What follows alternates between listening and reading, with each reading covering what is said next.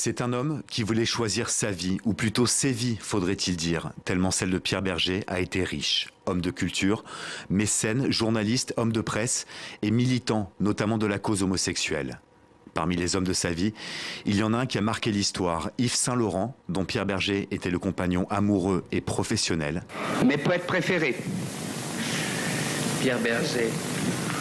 Avant de devenir le gardien de son héritage. Une période sur laquelle il était revenu il y a peu, à l'occasion de la sortie du film sur la vie de son ancien amant. Mon histoire avec Yves était faite de deux choses. D'abord des sentiments que nous portions l'un à l'autre, ça c'est une chose, mais également de ce que nous avons construit ensemble.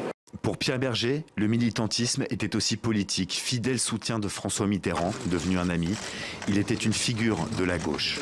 À ces casquettes, il faut ajouter celle de l'art et de la culture. En 2004, il crée la fondation Pierre Berger Yves Saint-Laurent.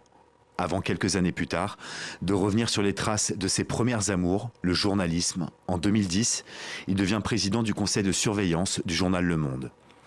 Il y a quelques mois, Pierre Berger s'était marié avec un paysagiste américain, entre autres, pour être sûr que ses volontés soient respectées. Car l'homme qui voulait choisir sa vie voulait aussi contrôler sa mort. Il s'est éteint à 86 ans des suites d'une longue maladie.